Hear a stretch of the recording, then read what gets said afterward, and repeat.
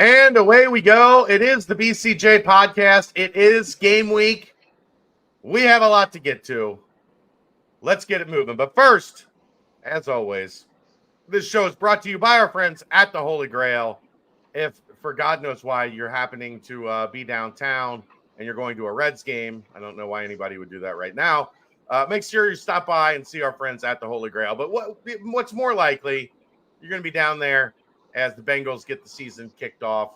And make sure you stop by, get yourself some good food, some good drinks. And remember, every Cincy Light purchased at the Holy Grail, they will donate an extra 50 cents back into the Cincy Reigns NIL collective. Support those that support us, and more importantly, support those that support the Cincinnati Bearcats and their athletes. Nobody does it better than the Holy Grail. All right, let's get this show on the road. It is an annual tradition, 2 annual traditions that we are going to knock out today. First off, we will be joined by Associate Athletic Director Anthony Fino, who will take us through all the fun happenings around Nippert Stadium on game day this year, the changes, the improvements, the upgrades. We'll talk about some food that I sampled last night that was outstanding. Very high on the new company that's coming in and handling concessions for the Bearcats. So we will get to that. And then when we're done with Anthony, Dave and I will do our annual game by game season prediction. So you get a 2-for-1 here. 2 annual shows combined into one. I'm excited. Let's get things going. Anthony, welcome in. How are you? Thank you as always. I'm doing fantastic. We're a few days away. We're excited, and this is my favorite time of year when I get the text from David and says, "Hey, time to join us." I'm in. I'm glad. Dave, you're up. Is this 3? At least 3, maybe more years at this point, right? I'm losing track, which means I'm welcomed here now. That's right. I look forward to it. So we'll start with what we were talking about before we went on live is the event last night where Chad, Keegan, many other people got to sample some new offerings at Nippert this year. So just kind of take us into that whole process, having a new dining vendor. Is that just the suites? Is that all concessions? And then kind of like what are some of the main things that you want fans to know about with this new change? Yeah, it is all encompassing. So it starts with campus. So it is dining halls. It is everywhere on campus that Sodexo has taken over. We benefit as a Sodexo Live. We'll be taking on athletics exclusively. We're really excited. We have great general manager in Danielle Galloway, who was with us last year. So she will bring some consistency and some knowledge of the operation. She was an executive chef, so she loves food. She loves caring for people. She loves making sure on the hospitality side that food will always lead, and that's her passion. So having someone in that role is a little unique in the sports world, of having an executive chef kind of grow into that GM role, which is fantastic for us because the quality of the food leaving the kitchen and is going to make the concessions that much better. She's been really innovative in what she's trying to bring to the table and the resources that Sodexo Live could bring to her and her team. Her team's phenomenal. We do have some staff that you'll see the same friendly faces that you've probably seen throughout the years, but some new faces that are going to come in and really drive home the point that the fan experience is number one, which means you're going to see more points of sale than you did last year.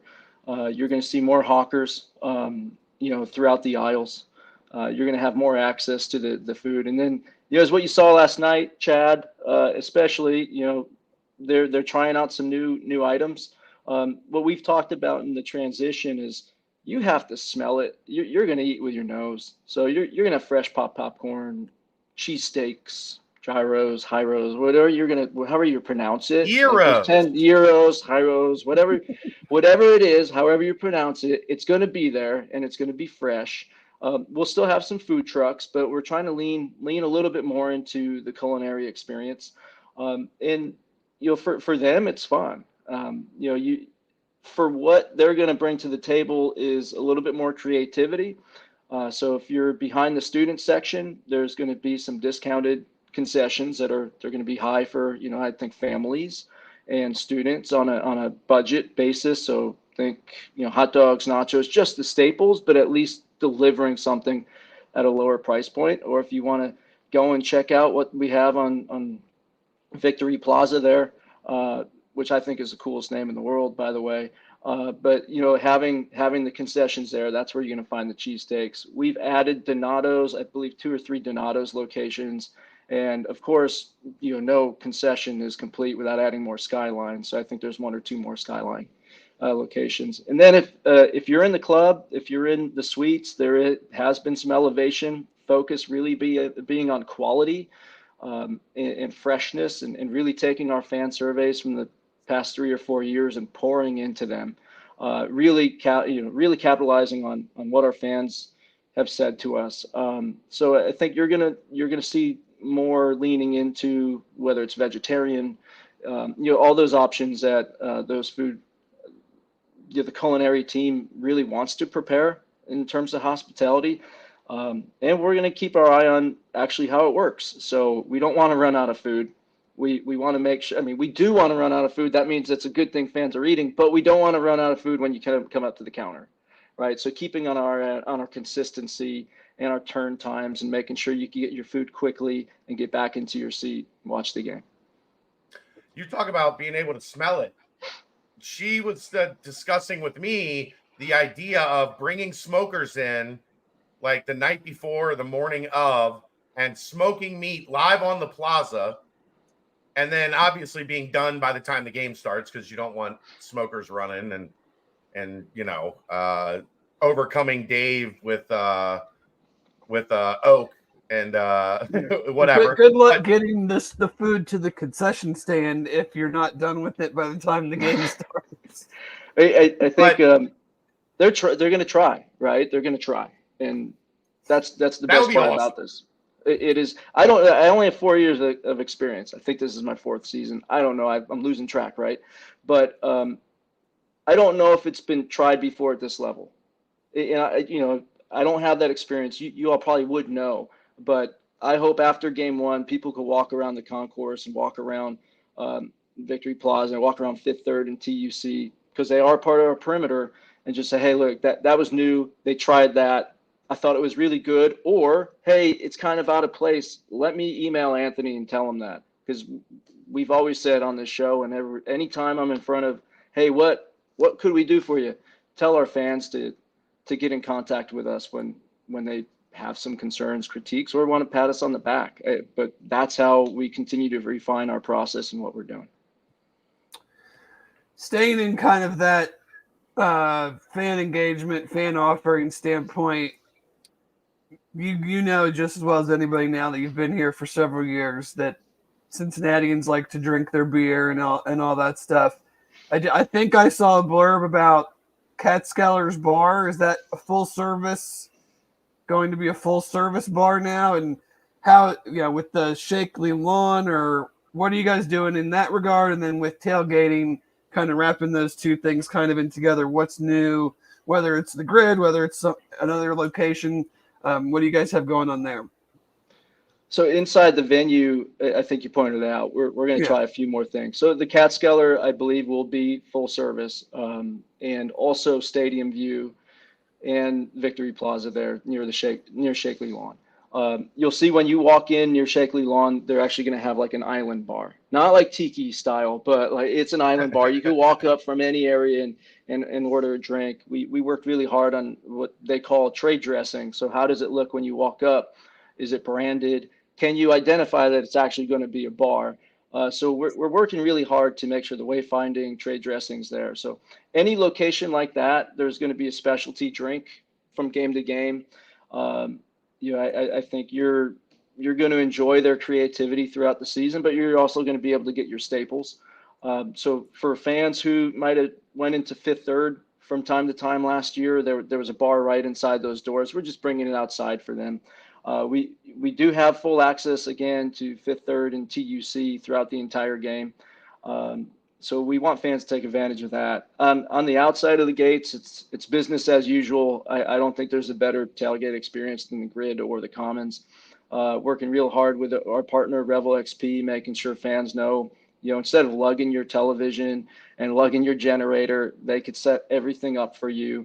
I really highly encourage, as fans might, want to stop lugging that stuff into games.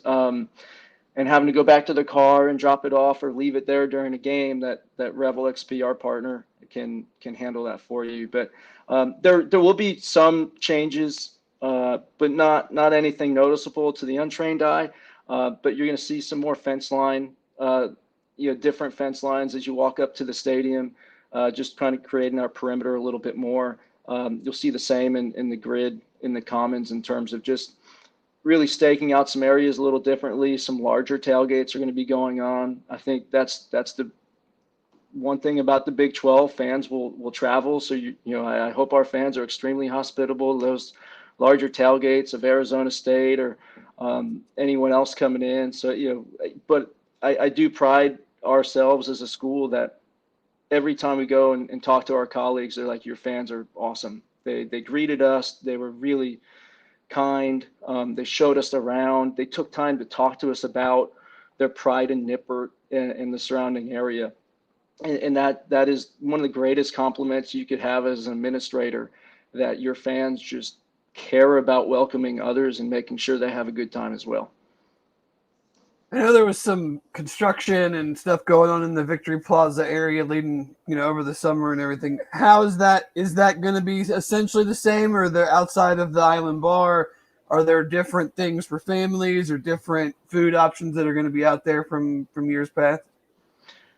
Yeah, so two major construction projects was those pavers that were out in front of Lindner Center and Shakely Lawn. Those are now gone.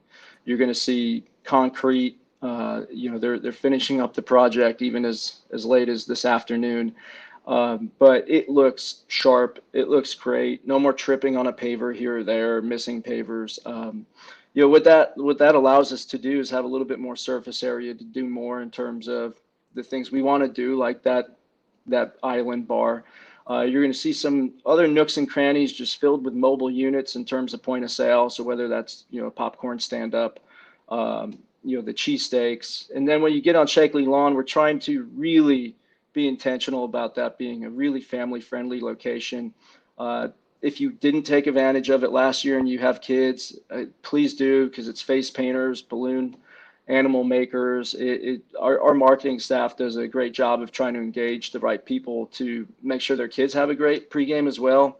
Caricature artists, inflatables, and in the kind of the back half of Shakely, I'll call it more of a beer garden type feel, where Sodexo and Danielle and her team are going to create a location. Again, another bar, just another service area. If you're sitting there at halftime, you want your kids to run around and go jump on an inflatable, you could watch them from that area and then hightail it back into the game once halftime kicks. But we'll have the big screen out there as well. So really trying to be, again, intentional about, if you have family and you need to get a little break from sitting in the stands, that's a great place to go. Going into the stadium game day presentation and all of that, I'm sure John's tweets about work on the speakers got a lot of attention. Just kind of take us behind the scenes on that. And I mean, anybody that's gone to games knows you guys probably get more emails and phone calls about that than maybe anything else. So what has gone into that, and what has been kind of the conclusion to what you guys dug into and tried to work on in the off season? Yeah. As we look at surveys, number one and number two were speaker sound quality and traffic flow, not parking. I think you have to break those two apart. So we worked with number one. We worked with our Cincinnati police and all of those law enforcement agencies to try to figure out how do we make this a smoother in and out process for our fans? So a few days ago, we posted some maps that they've worked on, putting drones in the sky to really figure out traffic patterns. So we hope there's going to be a smoother ride in, smoother ride out. But obviously, we're going to continue to refine that with our fans, and how they approach it is they tell us post game in our surveys, this didn't work or this was smoother, which is a great way for us to try to find solutions. We're never going to get it perfect, but we're going to always try to progress towards perfect. And we can't do that unless we know there's some issues. And then the second part of really what we're trying to attack is that speaker quality, sound issues. But I think if you're reading the surveys I am, you can have two people in the same section say this is great or this is terrible. So really, it really depends on how you feel about loudness, but the actual quality. We worked with the speaker company Daktronics. They've done extensive work. I'm not a sound tech, but replacing drivers and how they're pointed. There's still ongoing work as we test this out, and it really won't be until after game one if we know if all those little tweaks worked, because it's different when you have 37,000 plus and when it's an empty stadium where there's really nothing where the noise can bounce off of. So I think as we get through game one, we hope to hear marked improvement. But we're going to have the sound techs on site working with us through game one and game two and continuing to make tweaks. It's just truly an ongoing process. And once we get through that, we do have plans to continue to look at, are there supplemental speakers or anything like that? But we have to get the primary speakers addressed first before we could try to really bring anything else in. So patience will be key here for everybody, but so will feedback. I mean, if we know you're in section 116 and it sounds jumbled, but 113 it sounds great, that means we get that back to our Daktronic sound techs and other people working on this, and they're going to go out and continue to test. And really it's an art and science, and hopefully fans have some patience for us as we continue to work through it. And again, this is all survey data coming back to us. I mean, we know it, but it's nice to know it's backed up by how the fans are feeling. Hopefully there won't be feedback. You know what? I love great feedback. Yeah. Well, if there is feedback, Chad, we are going to know that immediately, and this is going to be a problem. Damn, man, how do I respond to that? It's just some of the best wit in the game. Just dad joke after dad joke. That's right. I'm with you. Sticking kind of in that game day presentation and everything, I know you've always said you're big on the band, but we're still going to play some music. With the 100-year anniversary of Nippert, is there anything visually that fans can look forward to, or segments highlighting great moments in Nippert history, like anything along those lines that they'll see different as they come into the stadium on Saturday? Yeah, our team's working hard. I think you're going to see some items. We really worked on a progression throughout the year. So we want game 3 to look different than game 1 and game 5 to look different than game 3. But you'll see some things released throughout the year. I can't share everything, but as we continue to look at how it's presented, certainly you're going to see different gates on Main Street. You'll see some logoing about the 100th year, which I think a lot of people have seen if they're paying attention to some press releases. But we're really going to target mid-year and beyond to truly celebrate as we get closer to the actual date and anniversary of the 100-year dedication.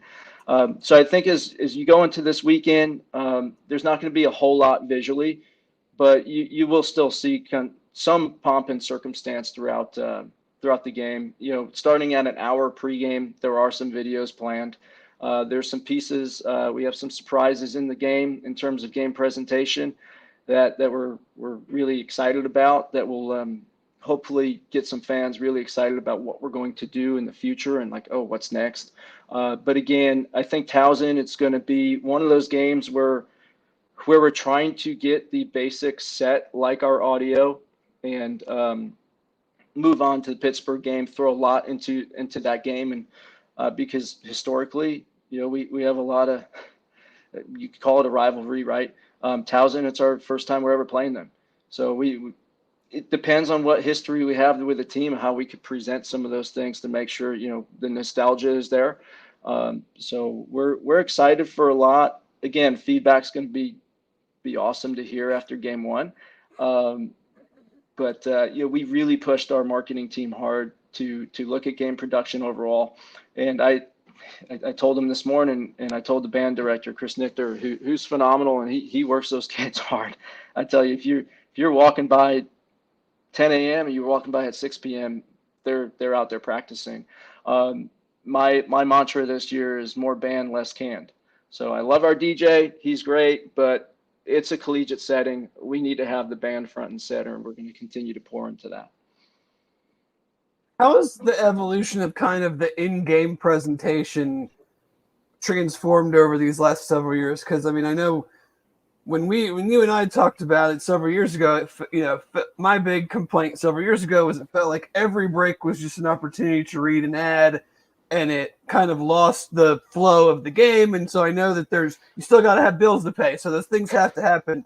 So how do you guys evolve from doing that too much to not enough, or activities on the field versus just a video where the band's playing? Like, kind of, how has that progressed since you've been here? And like, do you think you have a sweet spot, or is it just something that's always a moving target? It's a moving target. Look, we have a great partner in Learfield who really takes charge in our sponsorships, and it's very white label. They are Cincinnati.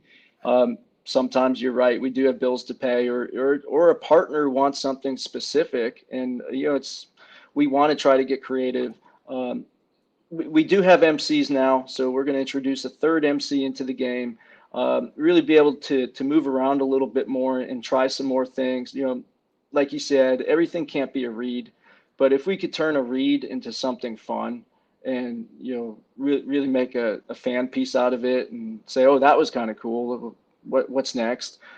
We're slowly trying to figure out which ones we could do those on. But ultimately, like I said, game one versus game three going to be completely different. Our goal is to really drive more fan excitement throughout key moments of the game. Think the kickoff time or pre-kickoff, team run out. What we call showtime is, 25 minutes to kickoff is showtime.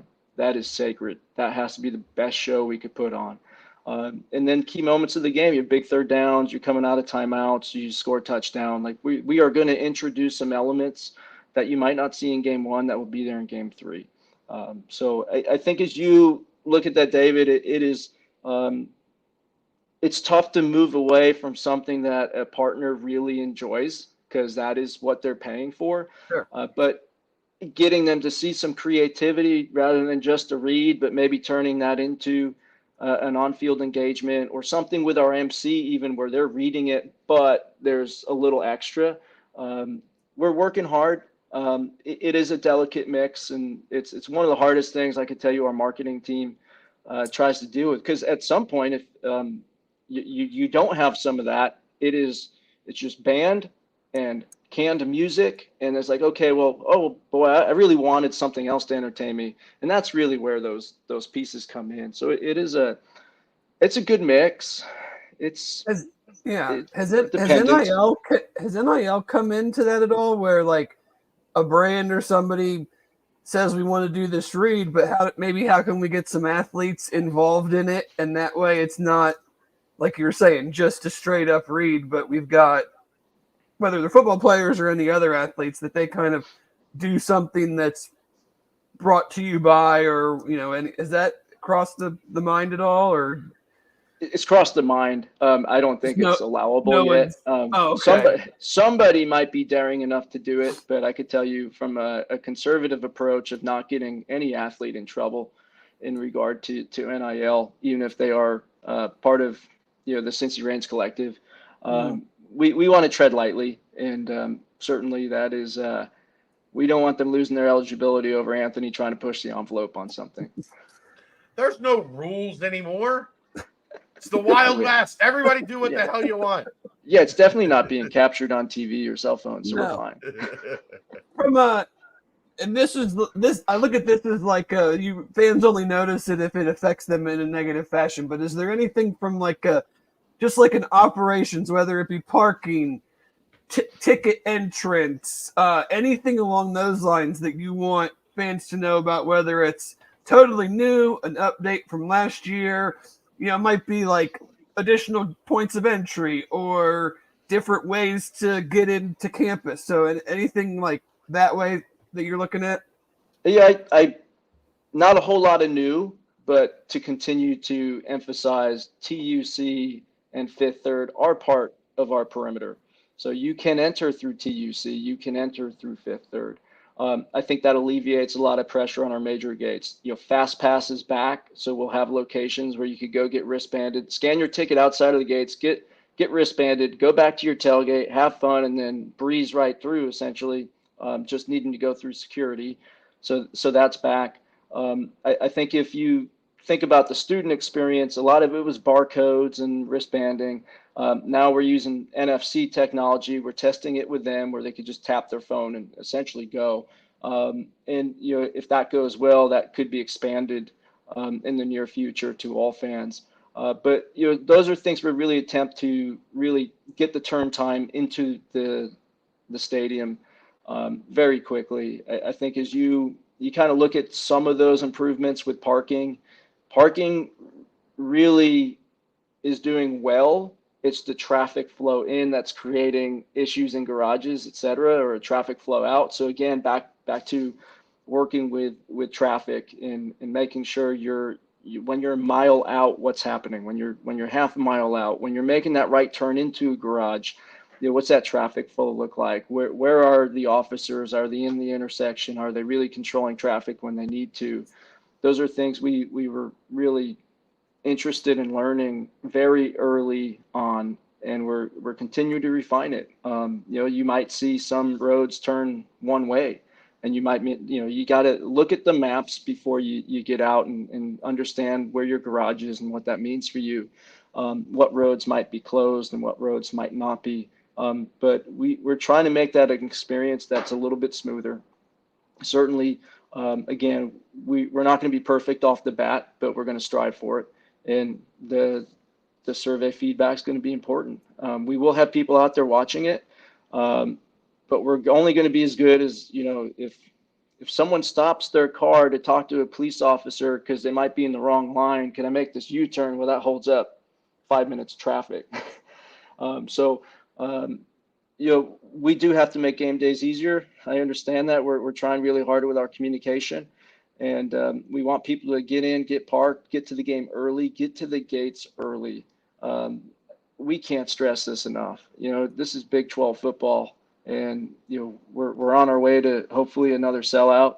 And rushing the gate 10 minutes before the game, thinking you're going to get in and get in your seat and watch kickoff is a thing of the past. So I would say, again, show times at the 25-minute mark, make to the gates around 35 minutes, get your fast pass, get in at 25 minutes and watch the show. I mean, the band does a great job. We have a few surprises early on, and the team wants to run out to a full stadium. And the students are there bringing the energy. I love them. They are awesome.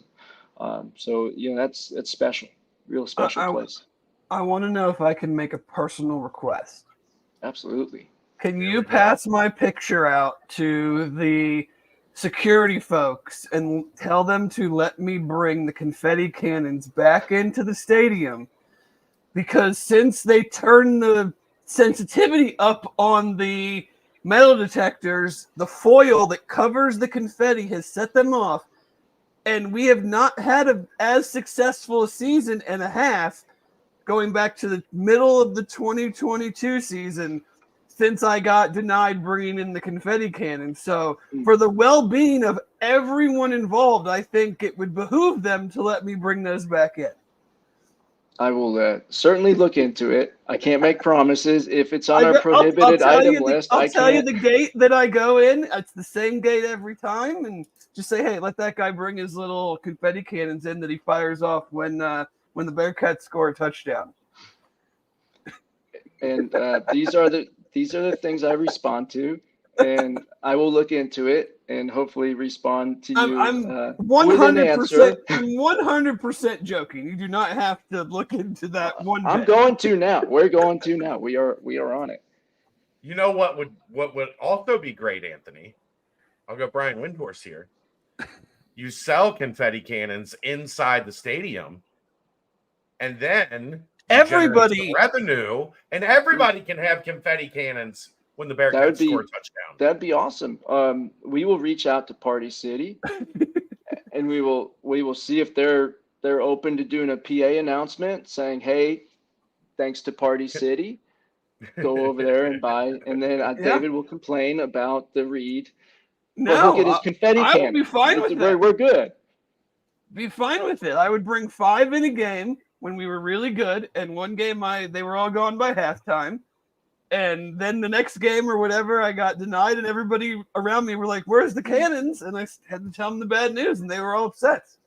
If you could get a petition going and get 1,000 signatures, well, maybe we do a confetti cannon shoot off in like the first quarter as a celebration. There we go. An on-field event. We have more than 1,000 members of Bearcat Journal, so that shouldn't be hard. Wait, let's see. You want to? I like this challenge. It's a risk reward for you. I have 19,000 followers on Twitter, so you probably already have 200 signatures 10 seconds after this conversation. But no, that is a joke 100% of the way. But he's not joking. Jokes turn into fun things like this. We're gonna figure this out, and let's make it happen. Anything that I did not ask you about that you feel like you want everybody that listens to this to know about? No pressure. Download your tickets early. Get them into your wallet. With that, there's a new deal in our ticketing system called All-in-One. So you don't have to download every single ticket for every game. You could download your one ticket for each seat, and that's good for the season. You could still forward it. You could still do all that, but sometimes it's easier. It will just auto-generate in the wallet after that first game. Next game up, here you go. That would be great for something like basketball when you have 21, 22 tickets to manage. Get into the stadium early. Download your ticket on your mobile wallet. That just makes the life for a fan and for our operations staff much easier. I will tell you, going into game one, you're allowed to bring in 2 unopened bottles of water. Based on the temperature forecast, I think it was trending towards being pretty hot and humid. Last few days, it's gone down a little bit, but we're prepared. You can bring 2 bottles of water in. Make sure you hydrate. We're going to have water throughout the stadium. Obviously, we want everyone to have a lot of fun, but if it is hot, if it is humid, we want their safety to be first and foremost. So we'll remind fans pretty extensively over the next 2 days that's an option available to them. We'll have water at the first aid stations because last year I think it was an extremely hot and humid first game. We did allow that last year as well. Unfortunately, there's still incidents, and we just want to make sure everyone's hydrated. So I think that's important to note. Overall, we want people to have fun. And like I said, we're always open to survey feedback that will go out immediately post game. My email's always on, so we will literally listen to anything because that's our job. I love my job. I love trying to find solutions to concerns. David has a concern. We're going to find a solution right now. He's going to find 1,000 signatures, and we're going to have some fun with it. There's going to be confetti cannons waiting at his seat for him. Yeah, but no, Anthony is very accurate in that. Is that I think a lot of, and I'm not saying this is a UC thing, but a lot of places you send them an email, it goes to some general inbox that some person checks once every so often. That is not the way UC does this. Whether it's I've had something with Anthony or I've had a ticketing thing that we need to discuss, whether it's him or someone in tickets, the response time and the ability to get a hold of someone to fix your problem is is really second to none. So and that is a big step up from years and years past. So I'm certain that many people are appreciative of you and everybody else being able to help them out. I appreciate it. Look, I think a lot of people put blood, sweat, and tears into this program from a fan perspective, and it's the least we could do. And if anyone feels slighted or we're not getting back to them, I mean, send me a note. I mean, I'm on it. I don't go to bed without making sure I at least acknowledge and respond to emails saying we're looking at a solution, and I get our team on it. So to our fans, I appreciate them dearly for what they've done to help us get to this point and what we're building together. And I do want to acknowledge our staff from facilities and operations, equipment, to our external team. I mean, they're working hard to put on a very successful game day. They don't want to see anything go wrong. It's not like they're sitting there like, oh yeah, I hope the ticket machine goes down, so our fans are, their scans don't work. It's hard when that happens. But we are working hard to make sure, again, we know we can't be perfect, but we're striving for it. And the help of our fans and the patience of our fans has been awesome. And when Saturday rolls around, we literally take a deep breath post game and say that was great. Like, win or lose, if 98% of our fans are walking out with a great experience and 2% are issues we need to solve, I think that's a great day for us. And it's just fun. I mean, working in sports is fun, and taking care of our fans is why we do it. We don't beat our chest a lot as a team, because we should rest on what we do for our fans. And that's really what it's all about. So when I have the opportunity to come on and talk with both of you, and some of it's fun, right, and some of it's serious, and but I thank you both for always allowing us to come on here and talk about it and do a little behind the scenes from time to time. But it's a great experience, and thank you both for what you do. I think you should start your own podcast, and we'll call it No Feedback. If you get 10,000 signatures, if that's what the listeners really want, my wife probably wouldn't enjoy it, because I hear the kids literally crying upstairs, and I think she's holding them back. Well, we'll let you go. Also, I do want to say, though, the third arena is open. You can use that space. Air conditioning. I don't think enough people know that. There's the game is on in there with audio. So if it's too hot, go in there. If it's raining, go in there. Well, yeah, we want you in your seat, but if you want to be comfortable and still be around a lot of people, it might be the spot to be Saturday based on the forecast we're looking at. So it is a location that we're going to continue to press. If you feel like you're having a medical emergency, first go to the first aid rooms. There we have 2 of them, actually 3 of them located throughout the concourse. But if you just need a rest and you need to get out of the heat, get into TUC if you're on the west side, or get into Fifth Third if you're on the east side. I wanted to get that out there. I just don't think enough people are aware, because it wasn't for years and years and years. That was not an option. It is an option. The arena is open. The game is on. If you need 10 minutes, 15 minutes to get out of the heat or to get out of the cold in the winter, go hang out in there for a few minutes. It's Chad, there for that reason. It is. It's on our maps. It's in our perimeter. But maybe our fans love being out there cheering on their Bearcats. But if you do need a break, that's the place to go. And we worked hard to make sure those are in our perimeter, and continue to more restrooms. It opens up more restrooms. The restrooms are open. Go for it. It's wide open. It's for the taking. You may have sent this out already, but is there communication going out this week, whether it's to email or with like a season guide, or kind of all the things we talked about, the A to Z and whatnot that fans can look for? So the game day improvement press release, I believe, went yesterday with the fan guide, A to Z guide, and we also emailed it last night. So if it's in your junk, go take a look at it. It is on our website. It is on our social platforms. We'll have one more, maybe a little more fun tips or tricks email coming out here soon, press release. from our staff. So be on the lookout for that. But it just continues to reiterate what we discussed tonight. All the things that you can take advantage of. I'm workshopping this still in my head. No feedback with Anthony DeFino, Ben Hofstetter, and Zach Stein. That's a podcast. That would be fun with David. I already do too. You're not getting the third end. I'll sign the petition. I will be the first name. I want to make this happen, but that name 999 more. I don't even know if would Chad sign it. I don't know. Do I have to produce it? I'll make Aaron do it. It's fine. Yeah, I'll sign. I'm in. This is awesome. Well, rude. Thank you again.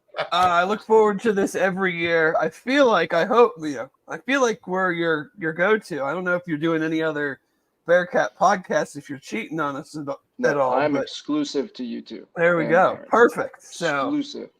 No one else asked me. That's what we like to. Well, we don't like to hear that part. I mean, I think you have a lot of knowledge that fans love to know, but I do like to hear the part that you're loyal to us. So thank you again. I'm sure we'll run into each other on some Saturday this fall. So very much appreciate it, and look forward to starting another season. Awesome. Thank you both. Have a great rest of the night. Sounds like part 2 is coming up, and I'm gonna have to give that a listen. So yeah, thanks for having me. Outside of the year, Dave predicted them to go 12-0, and they went. Was it 6-6? 6-6. We're usually pretty good at this part of it, but yeah, they've had one bad year. This is where I have to bow out. So thank you again for having me. I do appreciate it. Appreciate it. Tell the wife we said thanks. Absolutely. Thank All you. Right, there you go.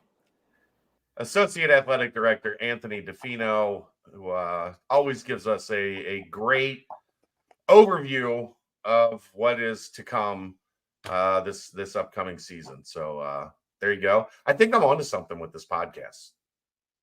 Maybe. No feedback. Maybe. You always conveniently leave out the part where I picked them to go 13-0 and they went 13-0 in the regular season. Well, and I went 12-1, didn't I? Yes, you had them losing to Notre Dame. Yeah, I had one loss, and then. But no, hey, my 12-0 prediction looked great after the Toledo game. It did. It did. Not so much after the UCF game. Go to hell. Get a job. Yeah. It's always something. Always something. All right, let's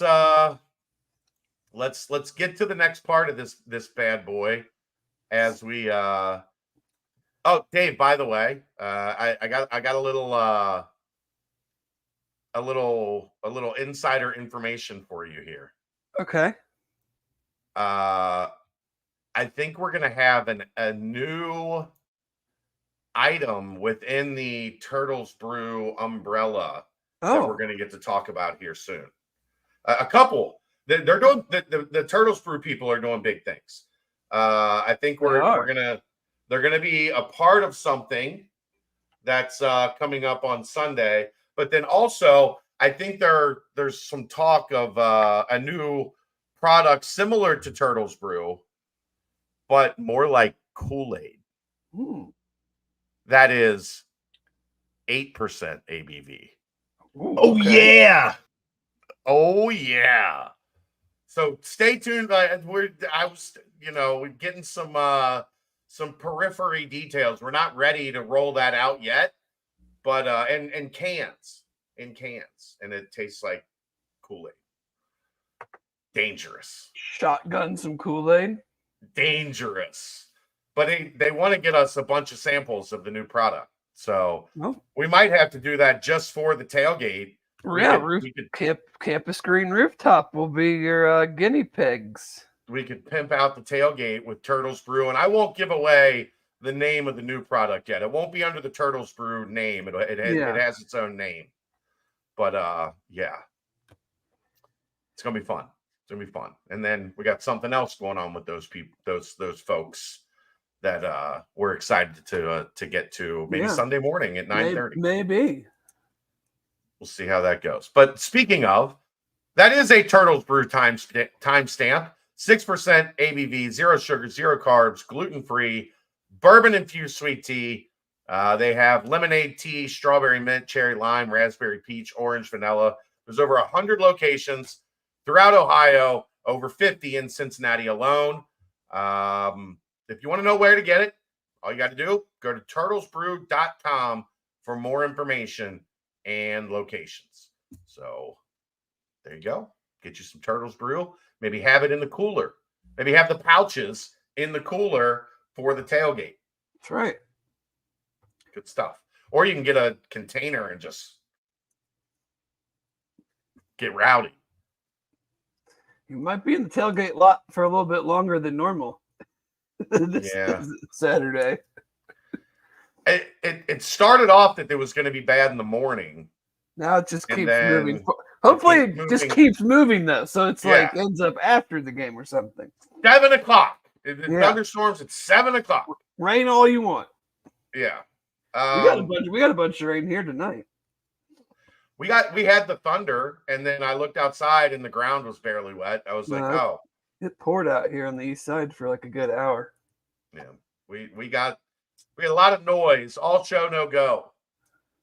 Didn't get a lot of rain, which my yard is begging for rain. Yeah, everybody's is a little fried at this point. But anyway. Towson. Let's talk some Towson Tigers, I think. Something like that. Keegan has his preview that he put up a little bit earlier today. Dave, give us we got to get to this schedule, the overall schedule. So just take us through Towson. Give us the Cliff's Notes version, the Dave's Notes version of Towson. Well, they went 5-6 last year, but they had a pretty interesting season. They played 4 FCS ranked teams and went 2-2. Beat New Hampshire, beat William and Mary, lost to Delaware, lost to Villanova. Their losses were bad. Their wins were close. They're picked 9th this year out of a 16-team league. Keegan mentioned the quarterback battle. Nathan Kent returns for, I want to say, 5th, maybe even 6th year. He's an under 60% passer last year.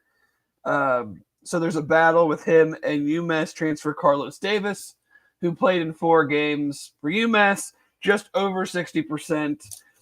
I thought that I read somewhere or saw somewhere that Davis was the starter, had been named the starter, but then I did some looking and it maybe that's not true. I wouldn't be surprised if we saw them both. That would make a lot of sense. Again, wouldn't be surprising. Leading rushers back.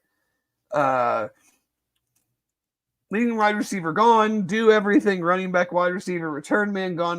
The guy averaged like 160 total yards last year. So a pretty nice chunk of just overall production is gone. But who knows transfer portal, UCS 40-something new players. I think I saw what Keegan mentioned. They maybe have like 8 FBS transfers down. So these teams are, you have no idea. This is about UC. I think they're going to be like just a very okay FCS team. Probably have some nice athletes. The tight end, I guess, is legit. FCS All-American, preseason All-American discussion. So gonna have to pay attention there. But the UC team last year was not very good and scored 60-something points against Eastern Kentucky. Right. I'm not gonna sit here and try to say I know the difference between Towson and EKU, but have some guys have played some good teams. Maryland and then 4 ranked teams. 5 challenging games out of 11 for an FCS schedule's pretty good. But again, picked 9th in their conference kind of makes me wonder, did they, are the losses pretty severe from last year's team? But this is all about UC. Like, if we think they're going to be better, and I feel like they're going to be better, I don't know. We'll get into the each game and whatnot. But like, if they're going to be better, then they certainly better show it against Towson. Yes, I don't know. If it's 35-10, everybody's going to freak out that they didn't beat them by enough. But week one is just, for me, it's super unpredictable. Well, you have so many guys, and we'll get into this. Like, I want to see damn near everybody play. Like, you brought in all these dudes. Let's see it. Yeah.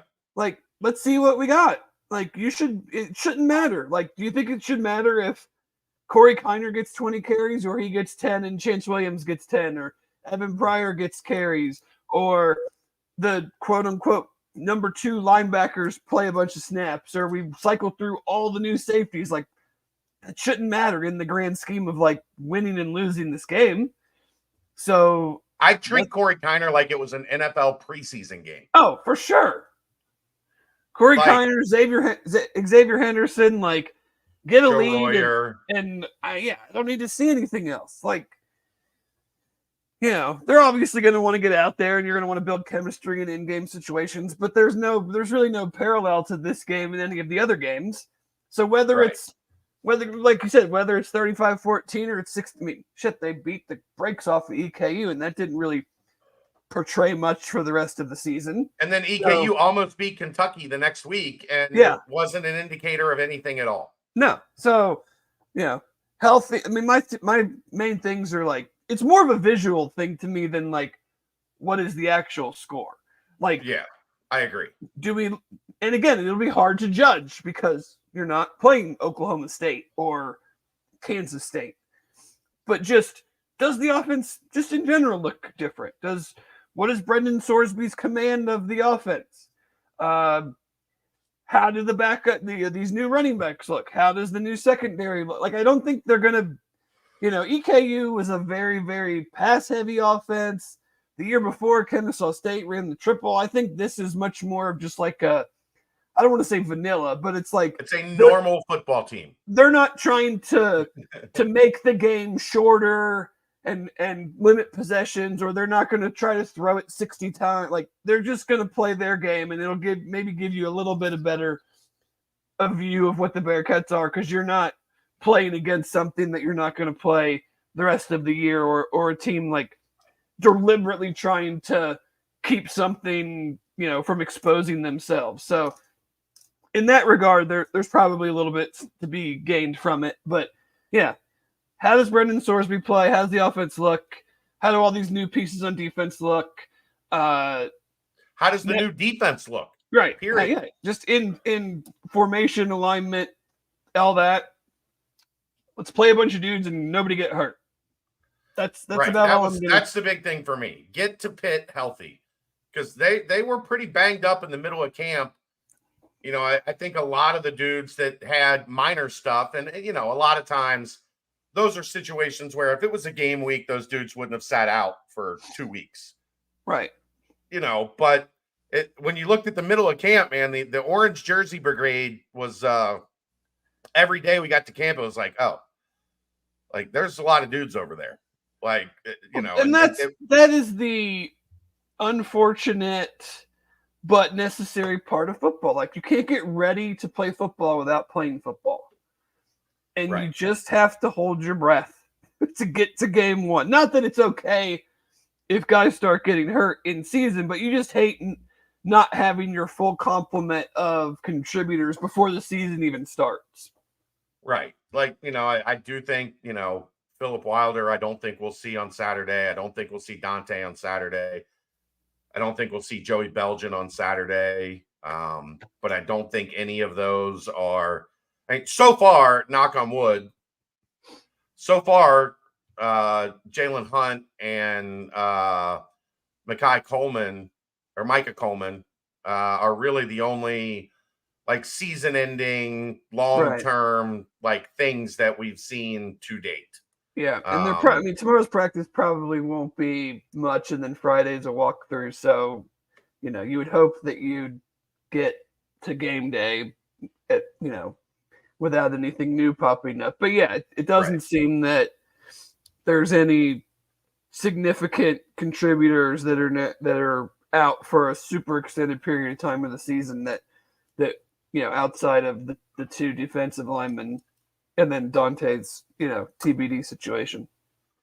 I mean, I like reading the tea leaves. It feels like Dante is going to be back sooner than later. I mean, Satterfield talked about last night in his coach's show, week 2, week 3, right? that they're hoping to have him. Well, back. I think so. The thing I noticed, and you guys would have mentioned it, but there never seemed to be a time where it's like he worked and then got backed off. They never progress. They haven't progressed yet to like full 11 on 11, but it wasn't like he did 3 or 4 days of heightened exertion and then nope, that didn't work. That was too much. Now we got to back him back down, and then there's another week to get him back to the spot that he was just at. So it seems like it's all still in whatever timeline or plan that they have going. It's just a matter of when do you take that next step of, okay, now we're going to let you go in practice because then we're going to let you go in a game. Yeah, and they've made it pretty clear, like, it is still in the hands of the medical team right now. For sure. Clearing him. So, this is not them easing him back in. Like, they have not been given the thumbs up to, okay, he can go live and let's get him ready for a game day. Yeah, let's see this big veteran offensive line just move some people out of the way, some big holes. Like, can any of these guys break off some bigger runs where we know it's against Towson, but it wouldn't have mattered. Like, the hole was huge and the speed was there, and we're turning 8-yard runs into 20-yard runs and 15-yard runs into 40-yard runs and stuff like that. And 6-yard runs into 15-yard runs. Right. I think those are the ones in this offense. Like, we talked about this last year leading up to the season. That's what this outside zone is supposed to do over the course of a game, is take those 3, 4, 5-yard runs early and turn them into 10, 12, 15-yard runs. For sure. So, yeah. How about the Simone? Now, I'm trying to figure out how to handle this, Dave. Yes. The Simone family tailgate. I will be there. Right. I have not been to the press box before a game in years. Okay. But this food has been pretty good, Dave. You think they're gonna give that to you? Yeah, that's that company is the company that will be handling the press box food. But I'm saying, are they gonna give the plebes in the journos the same food as they're giving the sweets? No, I don't think so. I think there will be you're getting a more fresh and more warm hot dog than in years past. No, I think they'll have some, like I've heard that, there's a potential they'll do the barbecue. They'll have the fresh smoked pulled pork and pulled chicken, like for the media, things of that nature. The Euro stand is something it'll be a nice halftime snack for you. It's usually gone. Like they usually in the past they have taken it down as the first half happens. Well, maybe you have to find. Now, weather could play a factor. First game, you could be like, well, the weather stinks, so I'm going to go up there and see what they got. And see what's up. Because you're going to get the best. They're throwing their fastball week 1. Of course. So see what they got first game. You're not going to. We got plenty more games to tailgate. Plus, again, we'll be in like the whatever deck. We won't be. I'm sure we won't be on the roof if this weather is anywhere near what they say it's going to be. So, right. Yeah, I mean, it's I'm going to have decisions to make. Do I leave an extra 15 minutes early so that I can get to the press box and grab a plate?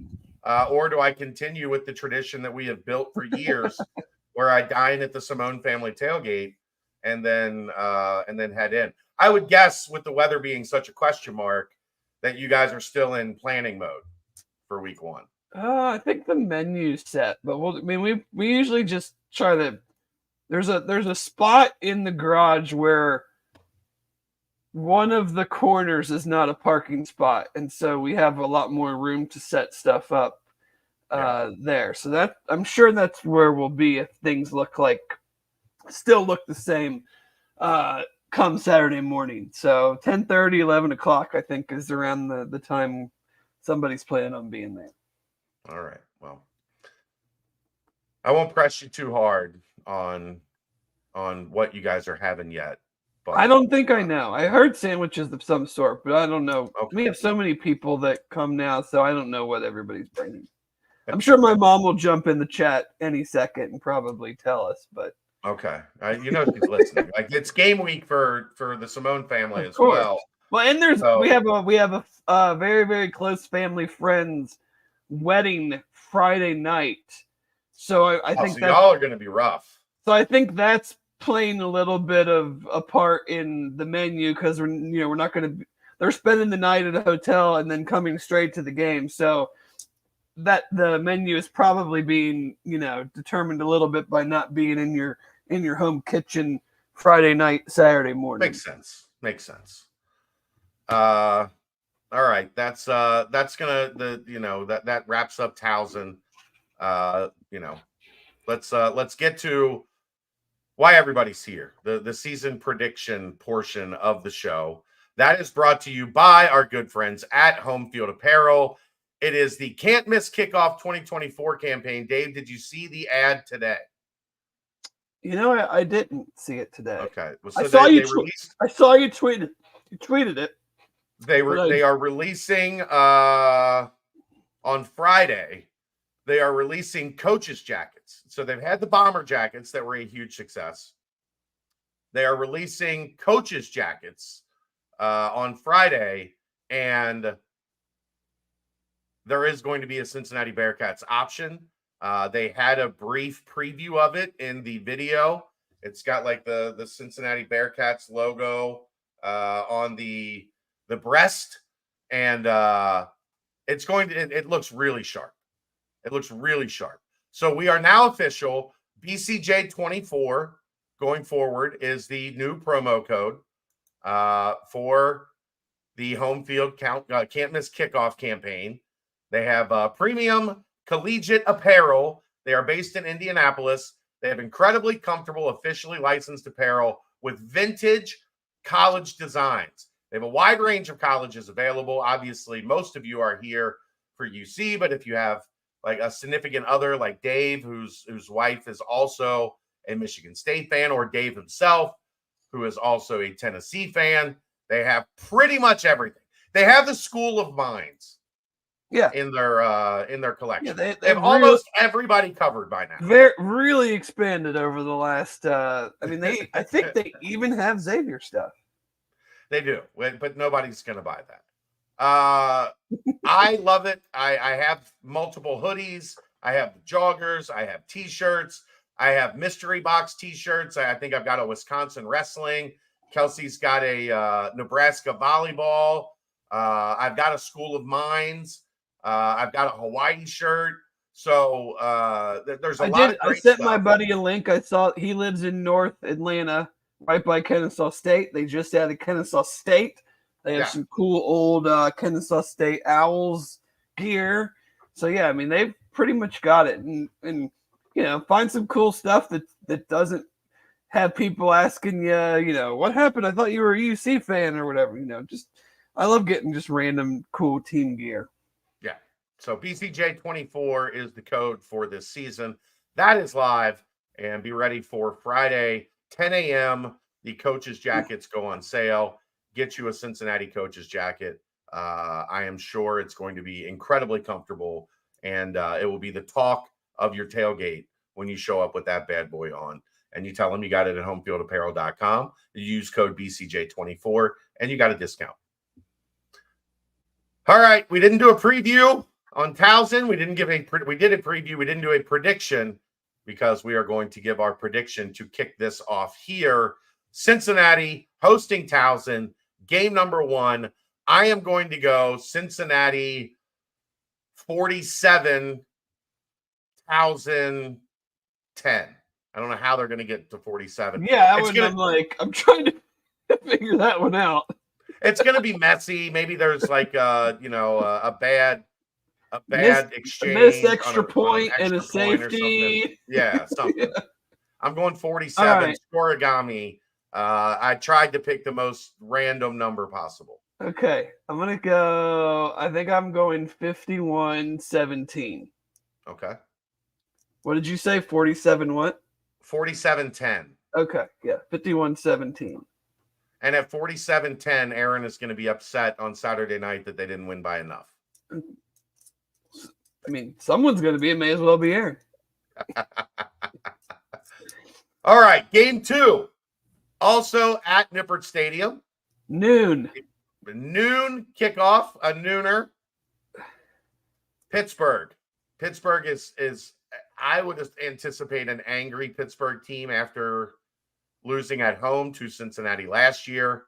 They are going to more of an air raid offense, which I always question teams that like are traditionally heavy run power type teams in that year one of trying to make that switch to an offense that chucks it all around.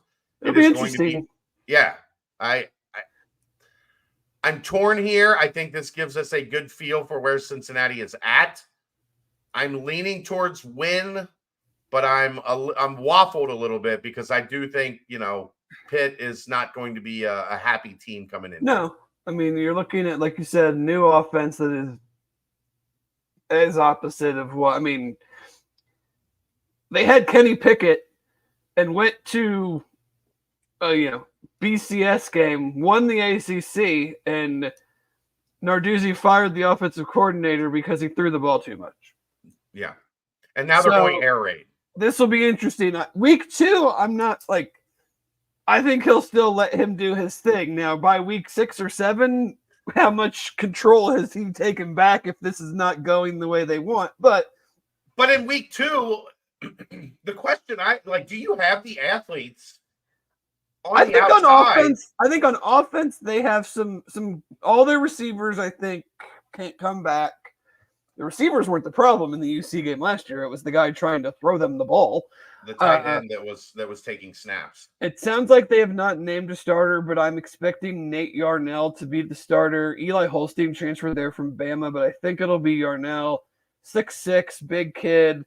My concern for them is defensively. They had some significant dudes leave in the portal, not to mention some significant defensive backs who exhausted their eligibility. So at home, noon, I'm going to go Bearcats. I think this is where you might see the benefit of the 3-3-5. If you really want to stand back there and chuck it a bunch, okay, we're going to cloud a whole bunch and cover a whole bunch of grass with these 5 defensive backs, which you have not played against, which you will definitely not get anything like that in your first game. They play a MAC team. I think it's Akron, Kent State, Toledo, something like that. Toledo would be a test. I want to say it's more of an Akron, Kent State game, so I'm not expecting to glean much from that. But I'm going to go Bearcats. Are we doing scores for each of these, or are we waiting for the week of to do scores? No, we don't have to do scores. I think they play Kent State Saturday. Yeah. So, and probably not going to get much out of that, just like they're not going to get much out of the Towson game. So, but I think I like the Bearcats in this game. I think the new defense and some of the defensive losses for Pitt, they'll have a hard time replacing, at least early in the season. I'm going to go Bearcats in a close one. I think so here's the good news right now, Dave. 79 and sunny. Oh yeah, the extended forecast for next Saturday looks lovely. It's this Saturday. Well, the thing I really like about that is it's also expected to be seasonably cool and sunny on Friday and Sunday. So that's a 3-day window. It's supposed to rain next Thursday. Yeah. But there's a 3-day window that looks like the weather's going to be we're going to look like fools trying to look at that this far out with Ohio. No, I'm just saying that I like that yeah, for sure. You're not dealing with the situation where it's supposed to rain Friday night into Saturday morning. Yeah. And then after the week goes on, like we're seeing now, well, that rain moved back to late Friday or Saturday morning. Now it's Saturday afternoon, and that I like seeing the day before and the day after expected to be clear. That's all. Yeah. It's the extent of my weatherdom. So I'll go Bearcats in a close one. I think it comes down to the fourth quarter. Brendan Sorsby makes a play, and the Bearcats get a win. Return of the bell. Cincinnati with their final trip to Oxford. Miami, noon, September 14th. I will not be there. I will be at a volleyball tournament that day. I'm really upset that I don't get to make that one last trip to Oxford, but I have, responsibilities. So Kelly's unavailable, so I will be at a volleyball tournament, and you guys are going to be on your own in Oxford. Well, I won't be there either. So okay. Keegan and Aaron, you guys are on your own. Yeah. And I mean, I think Miami's going to still have a strong defense. I do too. They lost. I don't know. I haven't really looked at who their transfers in are. I know they lost a solid defensive end to Oklahoma. Brett Gabbert is back somehow still. I don't Year know 12. how. He took over for Ben Roethlisberger, didn't he? He might have. But he's back again. They did lose Rashad Amos to several schools, and then he finally decided on Ole Miss, I believe. That was a hilarious transfer portal thing this Where's summer. their kicker? What happened to their kicker? I hear kicker was stolen by Alabama. And then their receiver that scored on the first play of the game, he is now at Gage Larbadan. He is now at South Carolina. Yeah. So, I mean, I think we can poke fun at some of the things Chuck has said with the kicker thing, and then saying he was the only guy that didn't vote for the iPads on the sideline because that's not real coaching, blah, blah, blah, blah. But I mean, the Mac stuff and these transfers, like, how are you supposed to be good or build off of a season when you're Miami and you have 4 players, counting the kicker, leave for the SEC? Yeah. Like I don't care who you're bringing in. Like, they're not gonna be like, you're not built to just be like, yeah, our kicker, our defensive end, our receiver, and our running back are gone to the SEC. I did want to say, Dave, I think an iPad could have done a better job coaching than Chuck Martin did at the end of the game in 2017. For sure. He might have needed that to tell him to don't throw the ball. Use your timeouts properly and don't throw the ball. Don't use your timeouts. You're winning. That's what I mean. Use your timeouts properly. Like that, you manage the game properly. And but don't throw the ball. So we know. Even it's always a struggle there. It has been. The Brian Kelly years feels like the last time they really went in there and like whooped them up and down the field. Where it was a no doubter from the jump. Even the Fickle times there was, even taking the one game out, they still weren't like these, onslaughts. So, not going to think it's going to be anything else, but you better win that game. We don't need to get down the road too much, but like, don't lose that game 2 years in a row. It's gonna, regardless of what happens the rest of the way, the die will be cast if they go to Oxford 100%. And lose in Oxford. The die will be cast. Yeah, you would have lost to them the last time in Nippert and the second to last time in Oxford. No, this is the last time in Oxford. Oh, this is the last time. There's only the one game. Oh yeah, this game and then the one game at Paul Brown. So like, don't lose both of the last home and home games in this series. Right. If you'd like to coach here in 2025. He'll be here in 2025, but I advise against it. Like, let's handle business. Yeah. And not make me come home from a volleyball tournament and have to talk about a loss in Oxford. Yeah. I don't want to do that. So I'll go win. I do think it'll be probably fairly low scoring, like you said. Their defense should be really good again. It'll still be good, yeah. And Cincinnati's going to have success. It'll generally be on the ground, which means a shorter game. So I'll go 3-0, but I think both Pitt and Miami are going to be pretty close. Hopefully, they're close, but allow an opportunity for some momentum to be gained. Well, I mean, these are these coin toss games that we talked so much about last year that we didn't get any of them. And as the season wore on, the coin tosses got fewer and fewer, but still. Yeah. Well, I'm not going to. The only coin toss they won was Pitt. Yeah. I mean, Houston, Houston was bad. So, speaking of Houston, had no business losing this game last year when you look at it. None. Houston, different stadium. This is when things start to get interesting. Willie Fritz, year one.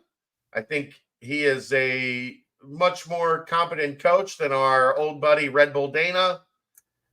They'll have some talent, but again, this is a game Cincinnati needs to win.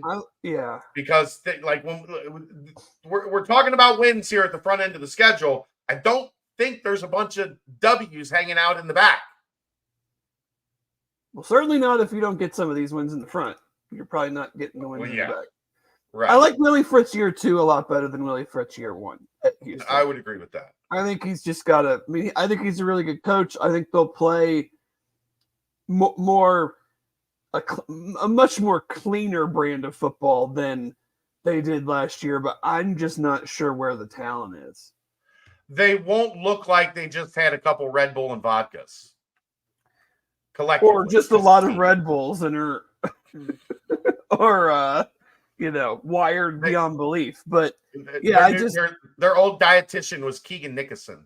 Mm-hmm.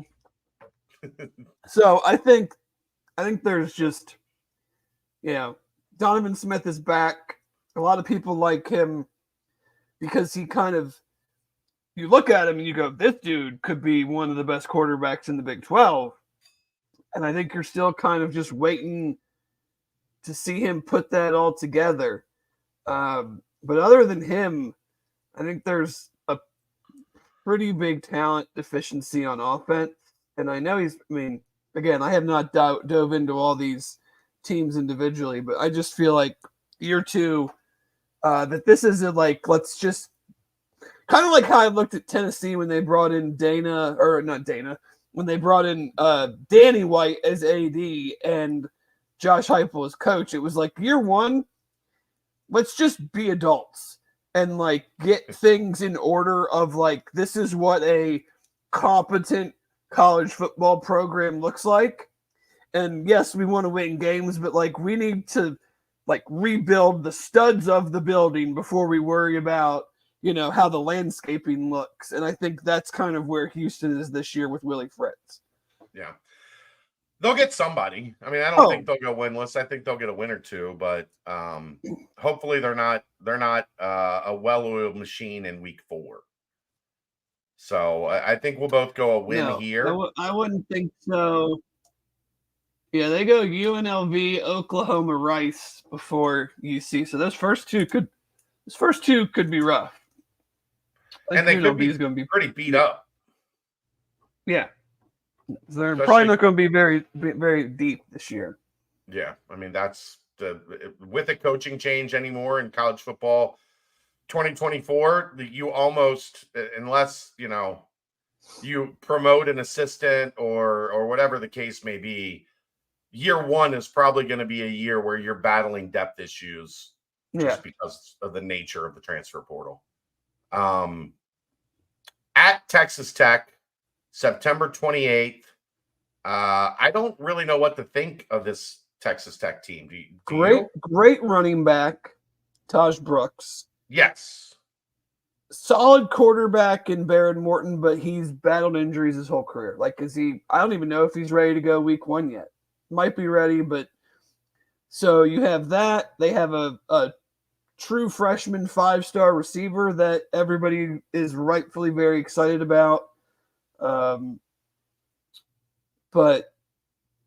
I don't know much about them other than that at this point. Your first conference road game, probably going to be a night game. It's hard in Lubbock. I think it's What? Yeah, I think it'll be a later game in Lubbock on a Saturday. It was probably going to be a late afternoon, evening game. And don't forget, that is the watch party to circle on your calendar. We will be having an event coinciding with the watch party at the Holy Grail. You will want to be there if you are a UC fan. It is going to be a lot of fun. I was thinking about that recently. Okay. Does a 3-9 season, like, should I now start to go to the watch parties and maybe that will reverse all the bad mojo that I brought to watch parties in the past, and now maybe it's time to. Well, you've only been to one. I actually went to the Holy Grail a second time when the year Zach Calaris got hurt and we lost at Rutgers. I was out watching the game there. So okay, I'm but really that wasn't an official BCJ watch party. No, I really only been to the Temple game. And that was at a different location. Oh, it's been Taft's Brewporium. Right. So you've never been to an official BCJ watch party at the Grail. I have not. It's going to be an event, and you're already going to be downtown. Right? You're right, I am. So if it was a night, it would be good if it was a night game because I will already be downtown. And you'll be looking to relax a little bit after a long They did day. move the one minor bad part about it is they've moved the Wellness Festival uptown from that area. So I will have to walk a couple blocks, but well, you're healthy now though. You're not drinking any. Are you going to drink on game days? I don't know. We'll find out. Haven't decided yet. That's why I didn't do the over under this year. It's a new man, a new Dave Simone. That's right. The boozing days are at least temporarily. We'll see. Yeah, we'll see. Yeah. But yeah. So that's going to be one you're going to want to mark on your calendar, September 28th. Whatever the time is, we are going to have an event at the Holy Grail that you're going to want to be a part of. I mean, this is another situation where with so many new guys, it's just very hard for me to go like, yeah, they're going to go on the road and win that game. Right. So I'm gonna say that this is the first game the Bearcats drop. I'm with you on that one. I do think it's got a chance to be a good game because I don't know a lot about Tech's defense. I don't either. But we have talked extensively about we are worried about what this run defense looks like, even with Dante Corleone, and Taj Brooks is good enough to give you a miserable day if your run defense isn't extra sound. Yeah. So I will go with you. We are both here at 4-1 going into October. That brings us to the bounce house. Bearcats taking on the Knights of Gold of Orlando Technical Institute. This has burned me every time they've played down there. I guess the thing to do, Dave, is to pick a loss because I pick them to beat UCF every year because I just don't buy the UCF hype train. It like everybody is on the UCF hype train. Yes, and there are sleeper Big 12 title game hype train this year. They won what, 2 or 3 Big 12 games last year? Maybe 3, and had one of the biggest blown games ever in that Baylor game. I think the offense is the offense, man. They're gonna have RJ Harvey's back. Great year last year. Still got some good receivers. KJ Jefferson transfers in. The offense, I think, will still be good. The defense is where I wonder in the Big 12, like, is that the thing that's going to keep them from truly? I mean, they were right there with UC as like one of the best rushing teams in the country. Yeah. Where are they defensively? Obviously they've brought in some former Bearcats, but trying to see.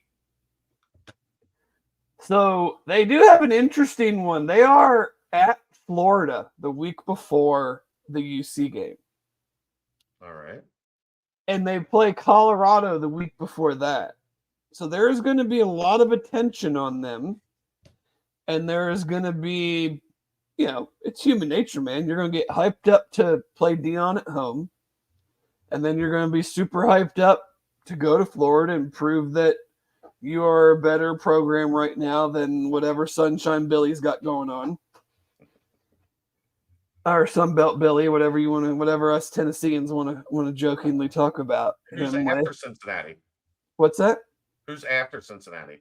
At Iowa State. Or no, sorry, I'm trying to read this. Yes, at Iowa State. I don't think you're going to have a look ahead game. I think it's more so the two games before. Yeah. So, we'll see. But again, this run defense, man, you just mentioned it about like Taj Brooks. Like, they got smoked on the ground by UCF last year. Absolutely smoked. Yeah. Is it going to be substantially better? We'll see. I hope so. I mean, you know what it's going to be with Gus. Yeah, he's going to run it nonstop. And, so I can't right now be like, oh, yeah, they're going to go win that game. I can't either. I hate it.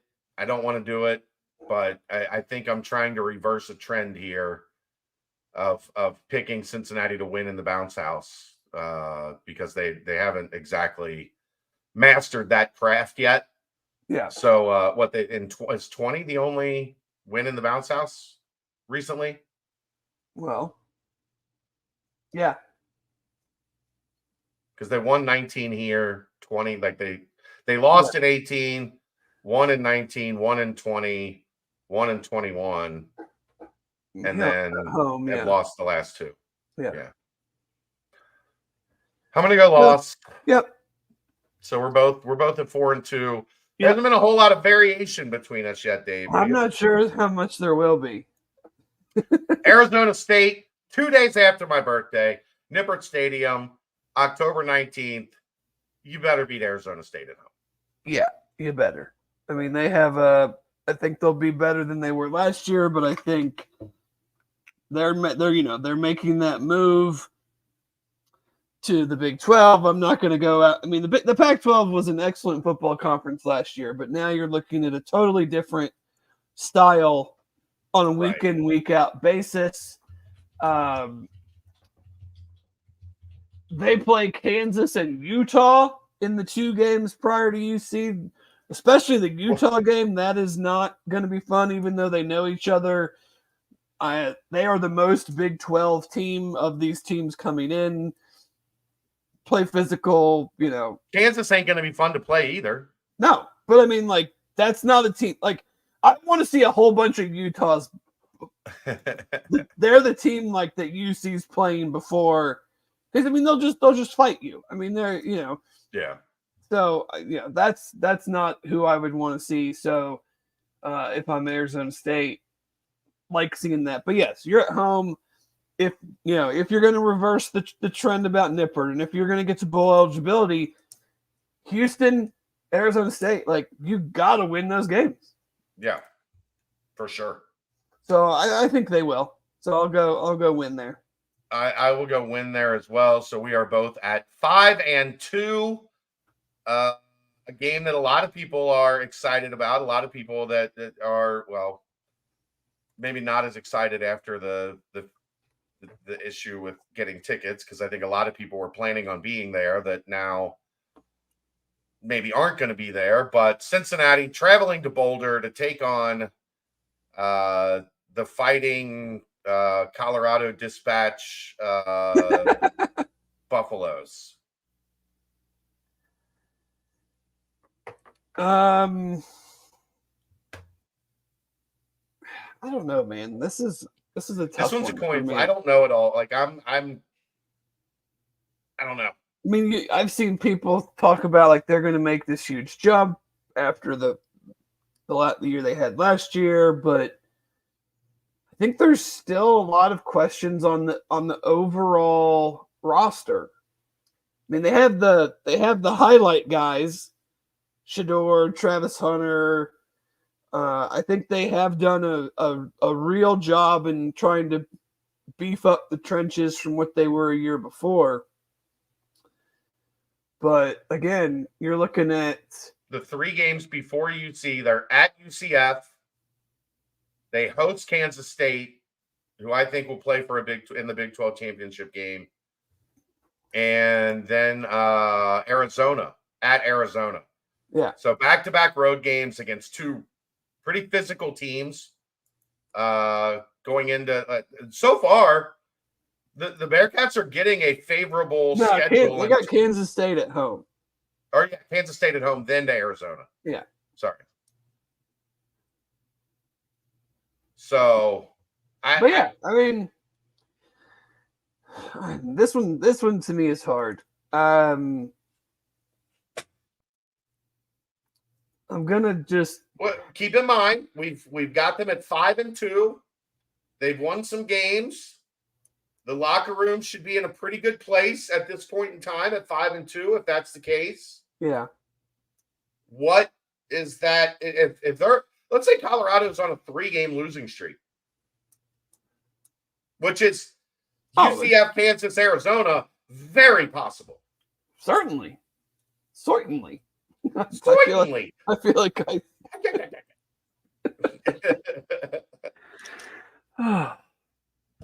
yeah. Well, you go first. What are you going to say?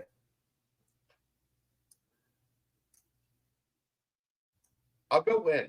All right, I'll go loss just so I can be the hater and you can, just so we don't have the same thing. And yeah, we've done this before, and we did this last year.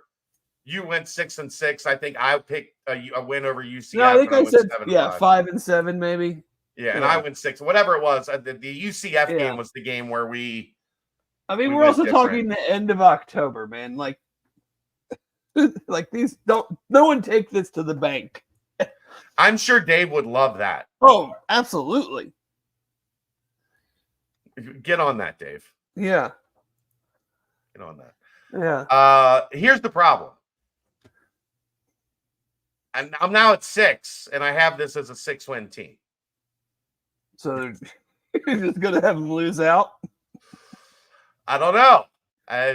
Sometimes I get a little out over them. I think really this one's the ultimate toss up. Like if they win this one, they can get above that 6-win total. Yeah. If they don't, I think it's going to be 6. I'm going to pick them to win just because I wonder, like, if Colorado does stumble here and they're on a 3-game losing streak, like, where is that locker room? We'll get into it after this in our news segment where we're going to look at some games. But their game this weekend is the one that tomorrow actually I'm very interested in. Yeah. So we'll get into that in a minute. But yeah, it could be interesting. So up next, West Virginia at Cincinnati. Are you in on this West Virginia hype train? Like everybody loves WVU right now. Talk for a minute. I'll be right back. I think they're going to have another good season. I'm not sure I'm like hyping them up to be a real Big 12 championship game contender. I mean, I think you're going to be hard pressed to have anybody make the Big 12 championship game with 1 loss and maybe even 2. Like, I think one of the teams is very likely has 2 or 3 losses in the conference championship game. So could they be there? Sure. Like 3 losses, tiebreakers, stuff like that. Maybe 2 losses in the league without looking at their full league schedule. But it's not fair, but it's very hard for me to shake that performance last year. Same. That to me was the worst performance of the season. That was from the jump, we have no interest in being here. And so yeah, how much. I mean, to me, that was worse than Kansas. Kansas was the last game. The hay was in the barn. Any cliche you want to use, like everybody was probably not everybody. Several people were probably checked out at that point. Oklahoma State was actually a good game in the first half, and then Ollie Gordon went wild, and Ollie Gordon went wild on a lot of teams. The West Virginia game to me was this is gross. Like It was bad. We had Will there. We left, I think, before halftime. We left very early from the Holy Grail. Like it was very early.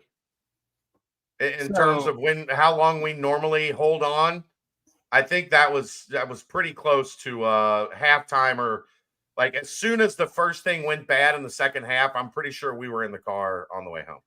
Yeah. I mean, if we're 5-3, 6-2 at this point, then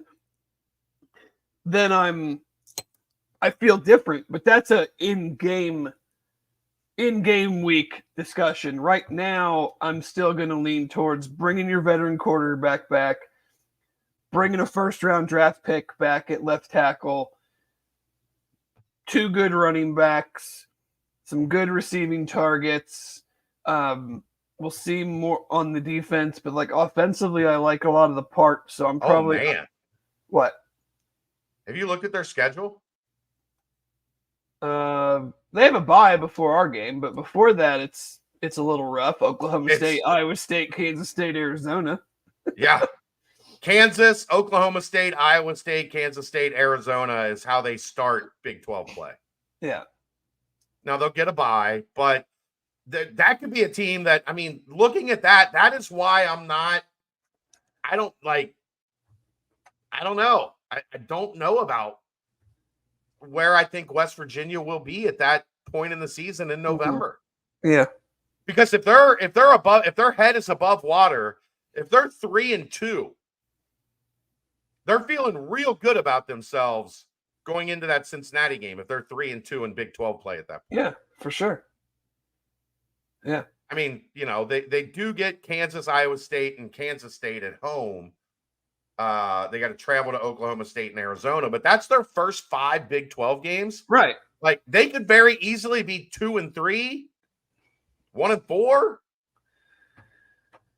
Yeah, I mean, I think that's what Chris mentioned on the call when we had him on, was that some fans kind of look at last year and go, yeah, the 9 wins, but when you really break it down, who was it over? Yeah. Who was it over? And one of those was a Hail Mary, or I guess no, Houston won that game, but yeah, but right now, talking on, August 28th, I'm gonna pick West Virginia. I am too. The thing that sticks with me on that one, Dave, was just their size advantage. Yeah. Like they were just so much bigger. Now I think Cincinnati will be in the ballpark athletically with West Virginia, but God, they were so much bigger than anything Cincinnati had to offer on both sides of the ball. I will go West Virginia there. I think that's the first home loss we have for the Bearcats this season. Cincinnati at Iowa State. I don't have to these next 2. I don't have to think about a whole lot. I don't think you go into Ames in November and win. Not right. I mean, not predicting it right now. Yeah. No. And then, I mean, do we need to? They're going to be good. They're going to have a good defense. Yeah. I was surprised they're not. I thought the Iowa State fans would be really high on Abu Sama, and it doesn't feel like they like him as much as I do. Yeah. I don't know, but and then Kansas State, Manhattan, even later in November. That one could be a blizzard for all we know. Yeah. I don't see that one either. Which you might benefit UC a little bit if it is a blizzard. You at least kind of maybe neutralize Avery Johnson a little bit. Yeah. Then but they've got 2 great running backs too. They'll just hand it off the whole game if Cincinnati's struggling to stop the run. Sure. I mean, they've got 2 guys that I think could start at most places. I don't know how many places in this league, but could start at most places. Mm-hmm. So yeah, I mean, if we go losses in those two, now I'm at 6-5. You're at 5-6. Yeah. And then we get Sunny. Yeah, and I will never pick Sunny to win a game. So I'm picking the Bearcats. I am with you on that one. You can't lose to Sunny Dykes. Come on. Nipper, you're having a pretty good year. Nipper in November, like just you can't lose at home to TCU. And I mean that very well could be a game for bowl eligibility. Yeah. And it could be a game that it's going to be like if TCU is not playing well, it will be really interesting to see how that fan base is reacting towards Sunny Dykes. And in the 2 games prior, they are at TCU and they host they have Oklahoma State. Sorry, I meant they have Oklahoma State and Arizona at TCU. That's what I was trying to say. With a bye in between, it looks like. Yes, there's some two bye weeks this year. So you get a little bit of a reprieve. I like the way UC's schedule shakes out in that sense. You get the 5, then a bye, then 3, then the last 4. I think that's I don't know what perfect is, but I don't mind the 3 non-conference games, Houston and Texas Tech before the bye, and then it gets harder, but not drastically harder. And then the hard part is at the end, but there's going to be a hard part in this conference when you're in a situation like UC is. So you hope that you're playing well and you can have some momentum going into the end of the year against some good teams. Agreed. Aaron, real quick, are we going to do Wednesday nights? Are we going to preview Big 12? Is that what we did last year? We looked at the Big 12 games, and then Thursday was 3 things. I don't know, but I have a ton of stuff going on around the NCAA to talk about tonight. So okay, well then, okay, Dave. I was just maybe we'll start that with next week. Since we're gonna do a segment here at the end of Wednesdays that looks at the national landscape. You probably don't. You probably don't need to do that this week, just because there are a few interesting Big 12 games, but most of them are like UC Towson. So maybe we'll start that next week. I feel like we did that Thursdays. We did 3 things on Thursdays. Oh, you didn't do anything on Friday, right? No, because there's no turnaround.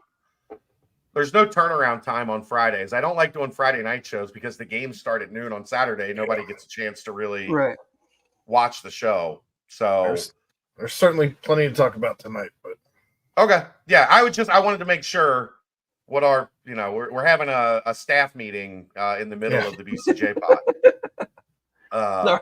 The first ever BCJ pod staff meeting. It is.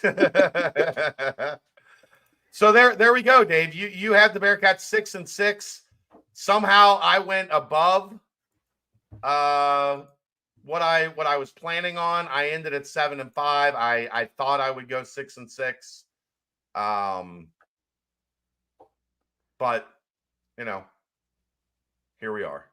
That is the official BCJ pod season prediction for the Bearcats in 2024. I have 7-5. Dave has 6-6. And look, again, though, it could be 4. I can't see it getting to 8. I don't know where it would get to 8. Like, things would have to go really, really well in a couple games that we don't expect it to go really, really well. I think to get to 8, I think I am at probably best case scenario 7-5.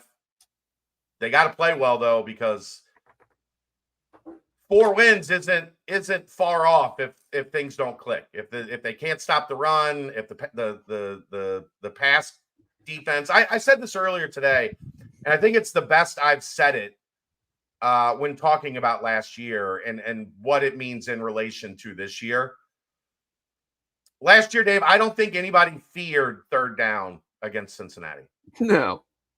You know what I mean? Like, it was like, we'll run 2 plays, and then 3rd and whatever, we're pretty confident we're going to get it against this defense.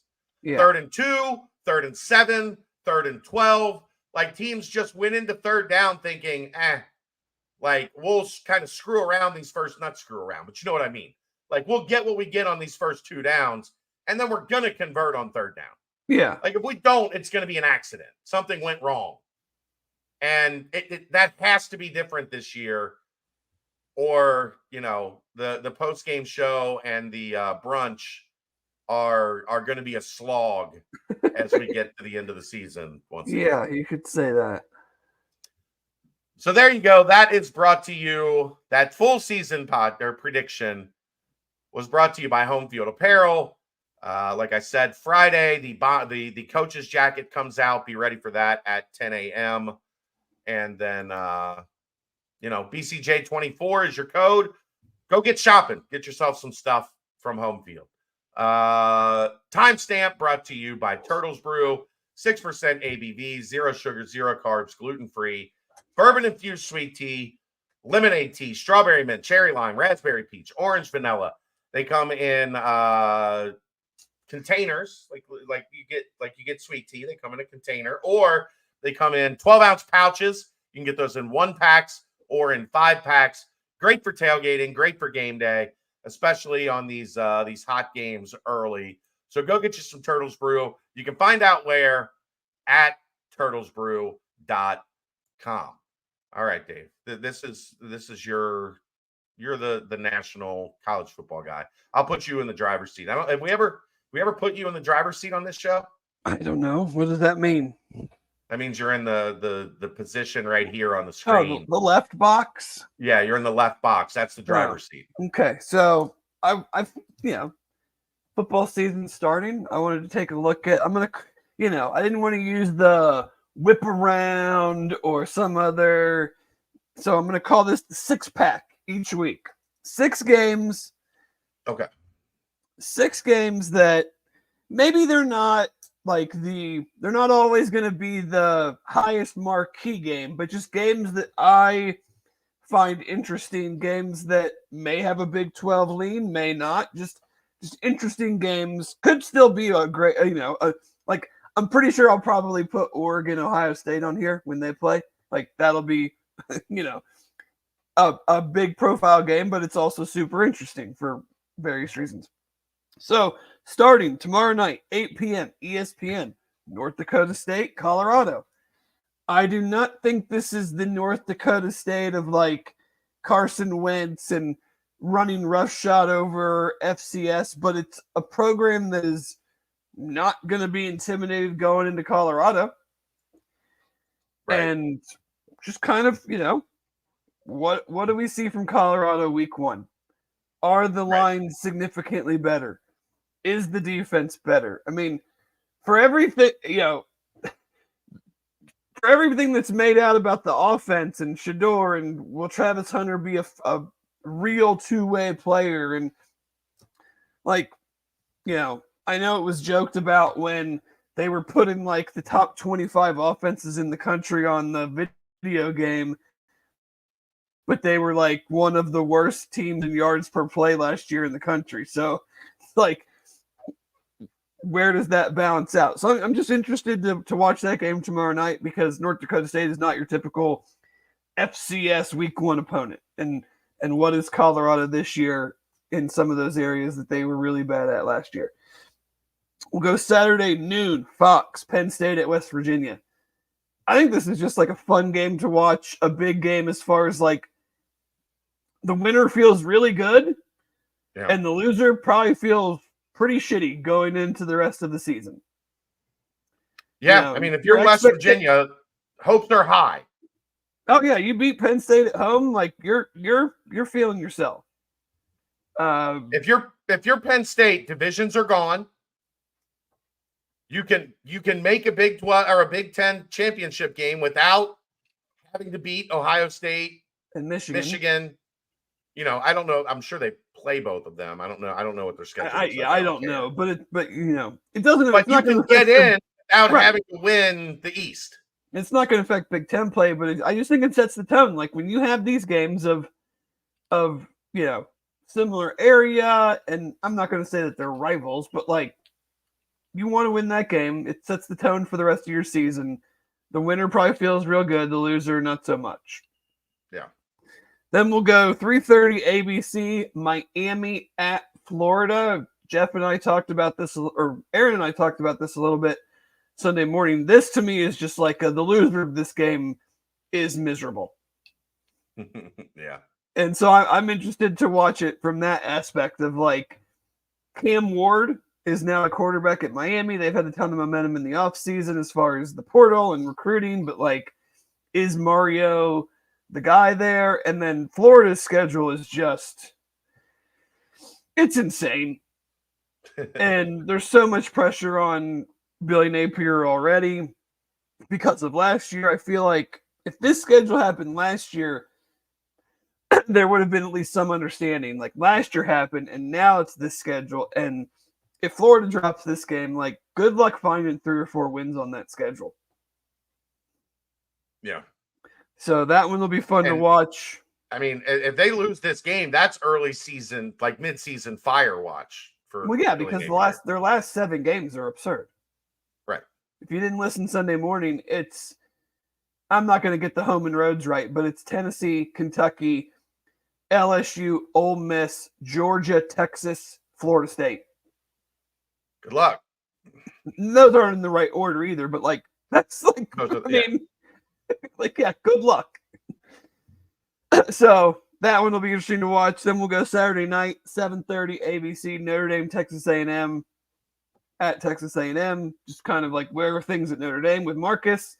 Where are things at A&M with new coach Mike Elko? Feels like A&M and Miami are kind of those teams that always get ranked in the preseason and then always lose at least 3 or 4 games. So, you know, A&M paid $100 million to make their coach go away. They better not stink. Yeah, you probably want to win the home game against Notre Dame to start the season. Yeah. But if get off Notre Dame. Everybody's talking about that schedule sets up for them to make the playoff. You know, losing week 1. Yeah. Yes. People are going to start talking. People are going to start talking. And this one's a little off the radar, but if you want to do the full week 1 experience, like you're going to watch Thursday night, maybe there weren't really any good games tomorrow night or Friday night, but you're going to watch something Friday night. You need to have something to watch late Saturday night to do the full 12 hours of not moving off the couch. So I went Wyoming at Arizona State, 10:30 FS1. Wyoming's another one that, like, you never want to go play at Wyoming in your non-conference. Like, it's just a terrible idea. I think they got Texas Tech last year at home. So, you know, where is Arizona State? We already mentioned them in the UC preview, but, you know, I don't know if Wyoming's going to be good or not, but it's just it's a first game that I wouldn't love to see on my AD tell me that we just scheduled Wyoming when I'm trying to like build this program back up and build momentum and everything. So, and if you're just a degenerate and you want to watch a game, that's probably your best choice of the super late night games. And then I'm going to wrap it up. 7:30 Sunday night, USC LSU in Las Vegas. Standalone game of the day. 2 very, very well-known coaches, very, very well-known programs. Will USC play any defense? What does LSU's offense look like without Jaden Daniels, without Mike Denbrock? Do they finally use Harold Perkins on defense in the way that Harold Perkins should be used? Just another one of those not a ton of anxiety, but like I think the team that loses just doesn't feel great about. And again, Florida, you know, we had the Florida State LSU game to start the year a couple years ago that was an absolute disaster, and both teams rebounded pretty well from that. So it doesn't mean that your season's totally sunk, but when you play in these marquee games, you know, you want to get that win because I think the momentum is real. And you have a chance to really go from there. But just a fun game. More, you know, I don't see these teams play very often. You have new quarterbacks at both spots. So probably a lot of good transfers that we don't know about because we don't cover the teams. So a fun one to kind of round out the 6-pack of games for week 1. There you go. All right. Well, there it is. You got all your information about Nippert, everything that is going to be there to look for and get ready for the upcoming season of home games. You got a look at Towson. You got a full rundown of every game and how we think the Bearcats will do. You got what to watch this weekend. I don't know what else you could ask for. That's about the best we can do here, Dave. I think we overachieved. So all downhill from here. Thanks to everybody for tuning in. Apparently, Aaron's got a lot for me to talk about on the nightcap. So watch. See you 9:30 Sunday morning. See you sometime after the game Saturday night. That is the BCJ pod. Thanks to Turtles Brew. Thanks to Homefield. And as always, thanks to our title sponsor at the Holy Grail. This is the BCJ podcast right here on BearcatJournal.com.